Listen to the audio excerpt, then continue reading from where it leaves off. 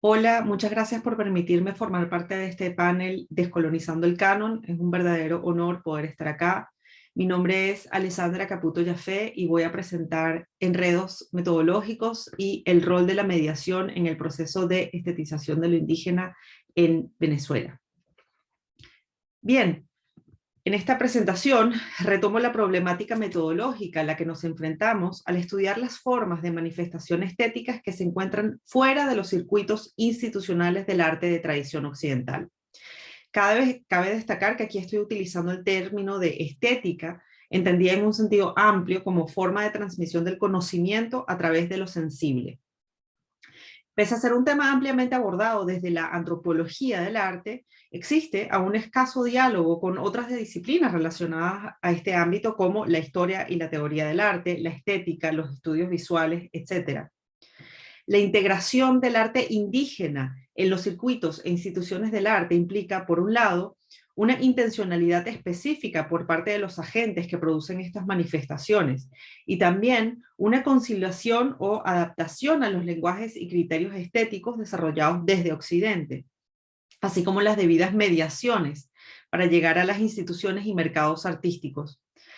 En muchos casos, la voluntad de formar parte de los discursos artísticos por parte de los agentes indígenas ha conllevado a una reivindicación política y a una fructífera desestabilización de los discursos estéticos hegemónicos perpetuados por la institucionalidad occidental. Y pienso ahora en el caso del artista mapuche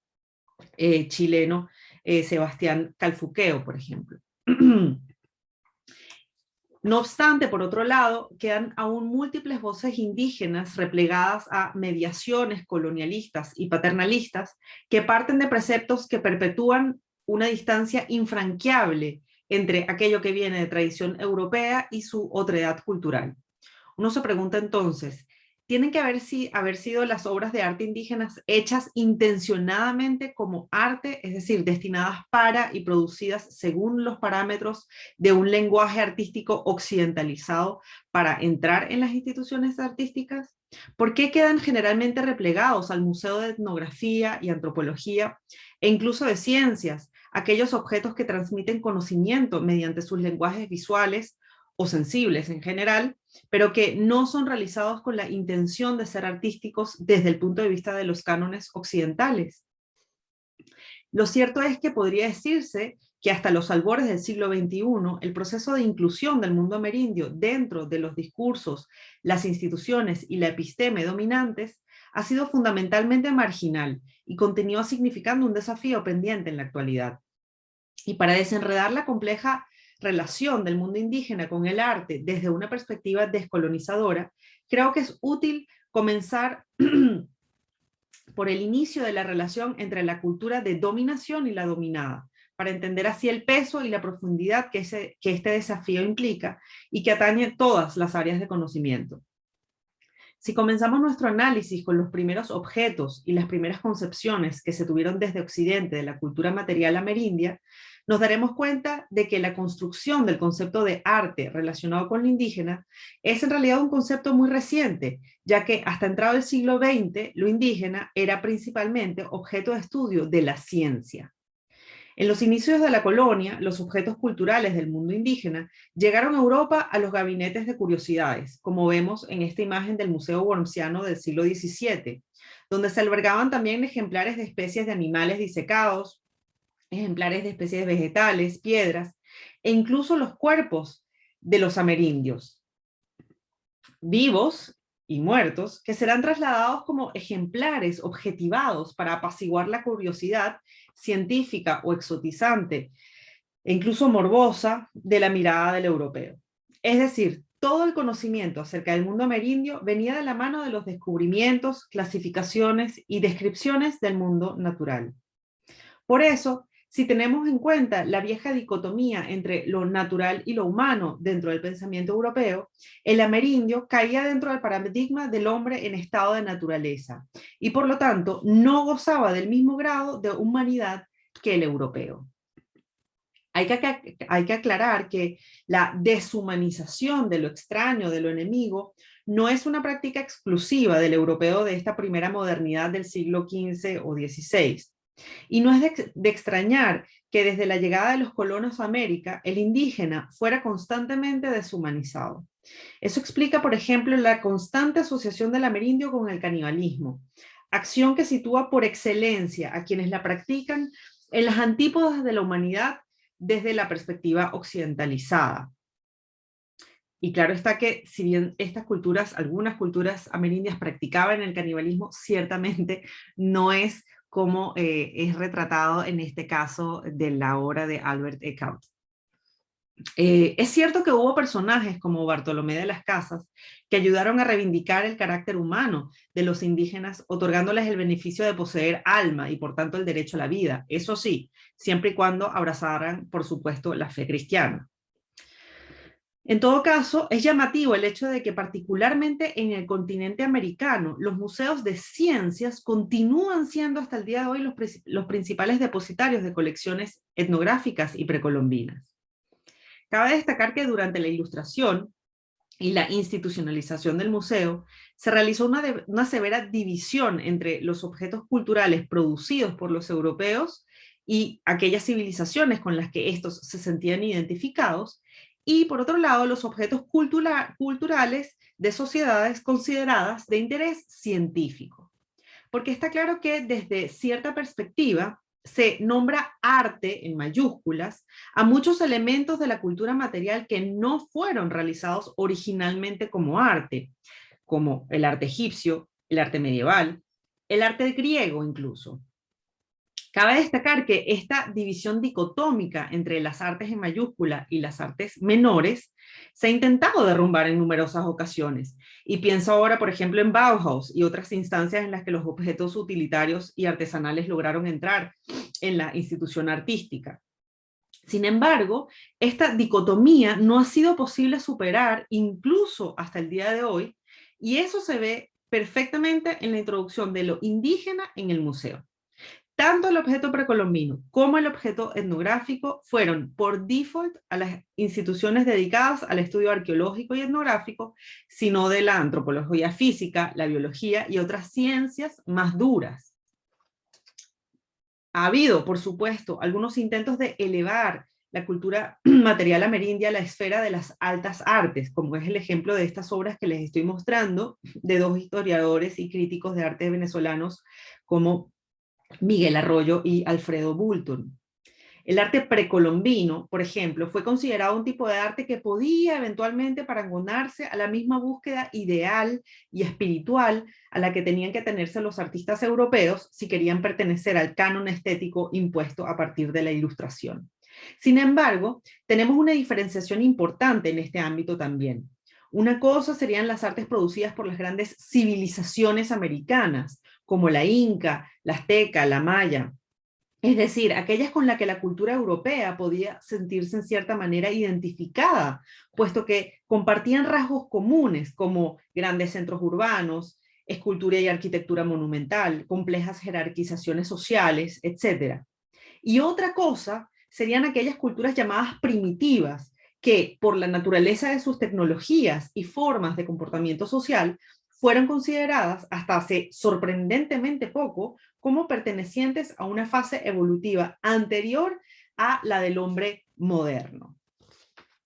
En ese sentido, el ejemplo venezolano va a ser paradigmático. Para comenzar, en las tierras que hoy conforman Venezuela, se encontraban aquellos seres fantásticos que describiría Walter Raleigh en su obra El descubrimiento del grande, rico y bello imperio de Guayana, donde este confirma la existencia de las amazonas, de hombres sin cabezas y otros seres fantásticos. Seres que, por cierto, son personajes y ideas que él copia en gran medida del Milione de Marco Polo del siglo XIII.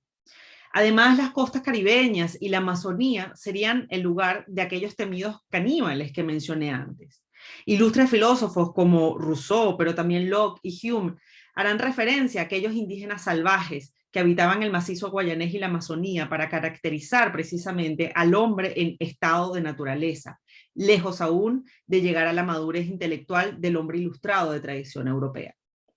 En ese sentido, y lamentablemente, todavía continúa siendo un enorme reto el proceso de integración del mundo indígena, no solo dentro de la cultura, sino también dentro de los mismos parámetros de ciudadanía. Y esto no solo en Venezuela, sino en general en toda América. Y en el siglo XX esta dificultad continúa, incluso con el desarrollo de la antropología que, si bien ayudó en parte al reconocimiento de estos pueblos como propiamente humanos y dignos de gozar de los mismos derechos en cuanto a la justicia y la autodeterminación, continúa en cierta medida a mirar a estos personajes como objetos de interés científico, muchas veces bajo la peligrosísima y moralmente deleznable perspectiva del evolucionismo social. Desde el punto de vista del arte, por lo tanto, por un lado tenemos los objetos que producían los pueblos amerindios que no eran considerados como arte, sino objetos de interés científico y antropológico. Y por otro lado, desde las representaciones artísticas que pertenecían a los cánones europeos, lo indígena fue utilizado en general de manera muy instrumentalizada. Primero para la causa independentista en época republicana, y luego, al alero de los distintos movimientos indigenistas latinoamericanos de la primera mitad del siglo XX, también se convirtieron en símbolos de lucha política, como la causa socialista.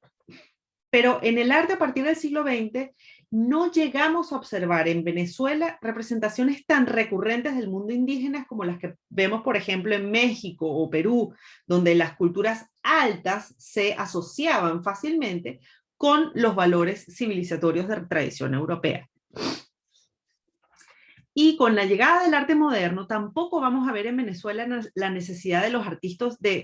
artistas en sintetizar un nuevo lenguaje artístico a través de imaginarios y reivindicaciones del mundo indígena y afrodescendiente, como esta idea que desarrolla Tarsila do Amaral junto con Osvaldo Andrade, ¿no? De retomar ese temido canibalismo justamente como la insignia característica del latinoamericano desde una perspectiva ya descolonizadora.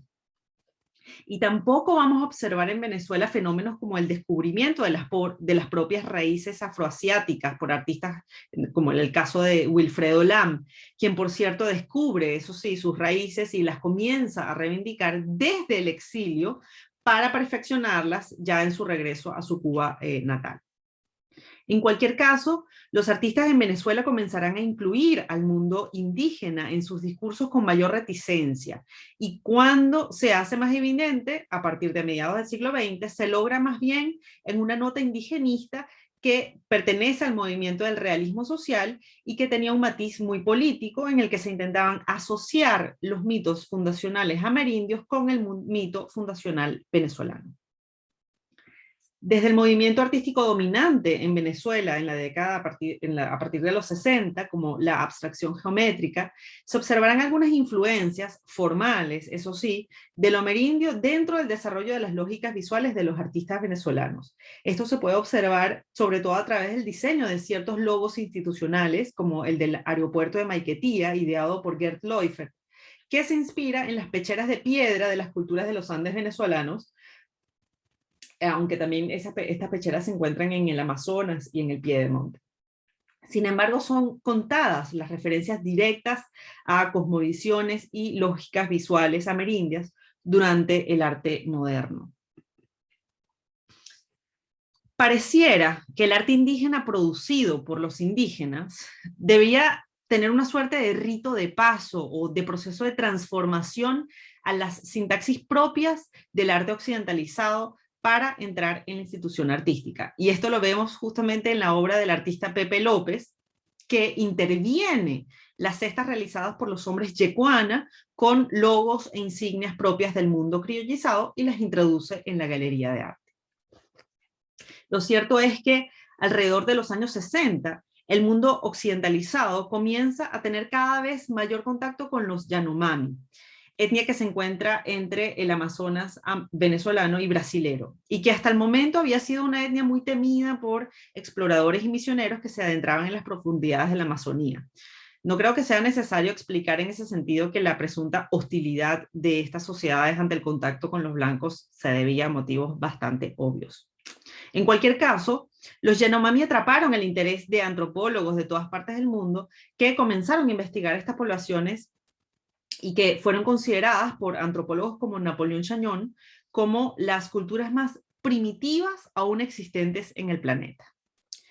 Sin entrar en detalle acerca de las prácticas moralmente cuestionables de estos expedicionistas y antropólogos y visitantes de toda índole, el hecho es que esto generó sobre esta cultura una especie de atracción turística exótica que incluyó también la visita de artistas que deseaban tener un encuentro en carne propia con la otredad cultural. En ese sentido, es importante recalcar con esto que no estoy intentando decir que todo contacto con el mundo indígena ha sido desde esta postura colonizadora y paternalista. También ha habido, por supuesto, acercamientos motivados por una genuina necesidad e interés, tanto por parte del mundo indígena como del mundo occidentalizado, de incluir a estas sociedades como una parte fundamental en el devenir cultural y político de cada nación. Y así, el indígena toma una particular relevancia en obras como las de Juan Downey, por ejemplo, que realiza una crítica de la propia cosmovisión occidental en la construcción de la otredad en Latinoamérica. En obras como The Laughing Alligator, nos percatamos de la incoherencia de los parámetros que definen las identidades en este continente, donde se confunde finalmente lo otro y lo extraño con lo propio. Downey se percata de la ridiculez del gesto de ir a visitar a los Yanomami, asumiéndolos como extraños y temibles, siendo él el verdadero extraño extranjero que estaba perpetrando y violentando las dinámicas cotidianas de la comunidad. Por otra parte, también encontramos intercambios sumamente interesantes en intervenciones como la que realizó la compañía de teatro de Eugenio Barba, arraigada en Dinamarca, el Odin Teatret, en la que se realizó un genuino festival ritual en el que no solo una parte se dedicaba a mostrar a la otra sus bailes y usanzas, sino que tanto el grupo de teatro como la comunidad Yanomami se involucraron en un conjunto de danzas y cantos, realizando así un verdadero intercambio cultural. En el caso venezolano, y el Yanomami en particular, existen por tanto algunas aproximaciones genuinamente interesantes en los que las cosmovisiones y las manifestaciones estéticas indígenas tomaron una voz particular. Sin embargo, es realmente llamativo el hecho de que, a pesar de que existen más de 40 etnias solo dentro del territorio venezolano, solo un artista indígena ha logrado entrar en la escena artística contemporánea. Y este es el caso del artista Yanomami Sharonahue Hakiiwe, cuya obra refleja la cosmovisión de su etnia a través de lógicas visuales pertenecientes a su cultura. A través de un lenguaje muy sintético y fiel a la lógica visual que se manifiesta tanto en la cestería como en la pintura corporal y en otros soportes de la cultura material tradicional Yanomami,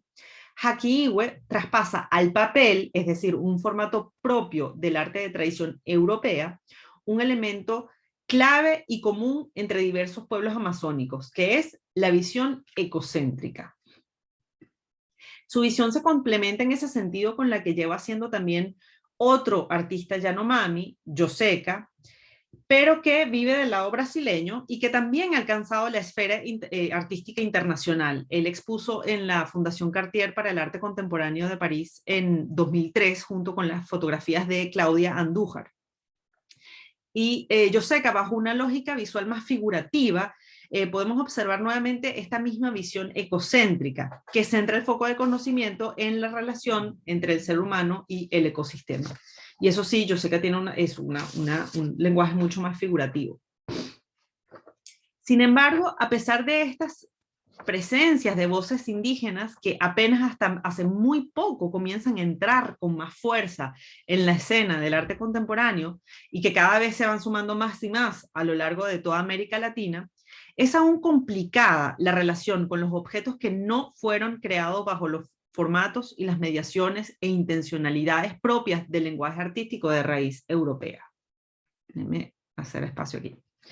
Aún se nota una reticencia o un escepticismo por aceptar dentro de la mirada estética otros objetos y fenómenos estéticos como las cestas, las vasijas, e incluyen las estatuillas votivas, así como las performatividades rituales, que son agentes transmisores de un enorme conocimiento respecto a las visiones de mundo y relaciones con el mundo no humano, así como las narrativas míticas.